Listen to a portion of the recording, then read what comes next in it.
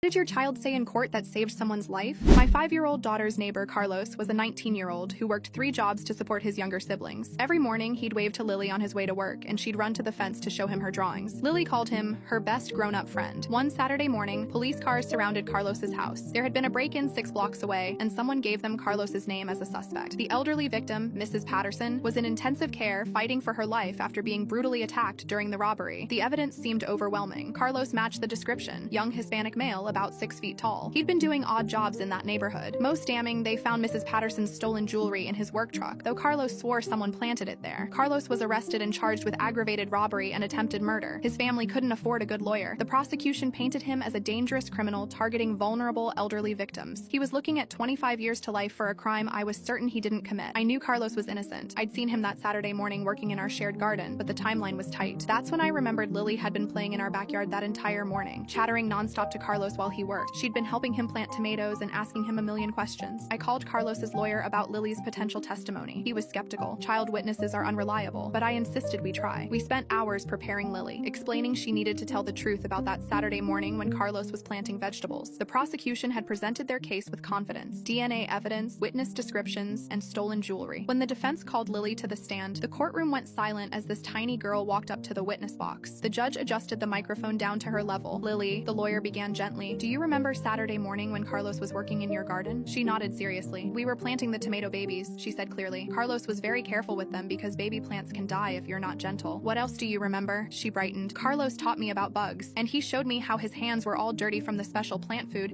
and he said he couldn't touch anything clean until we washed them." The lawyer asked, "Did Carlos wash his hands that morning?" "Oh yes," she said proudly. "We washed them together at the garden faucet with the special soap. Carlos said dirty hands make everything dirty, so we scrubbed until they were super clean." But then Lily added something that changed everything. "And Carlos was very sad about his work gloves." The lawyer asked her to explain. "He lost his special work gloves on Friday, and he was worried about getting his hands cut up from thorny plants. He showed me all the scratches on his hands from working without gloves." The prosecutor went pale. The DNA evidence came from blood where the attacker cut himself climbing through a window, but Carlos's hands were already scratched from garden work. Lily wasn't done. And Carlos's truck was making funny noises, so he had to borrow tools from Mr. Johnson to fix it. That's why his truck was unlocked, so Mr. Johnson could put the tools back. She'd just explained how someone could have planted the jewelry. The prosecution's case fell apart.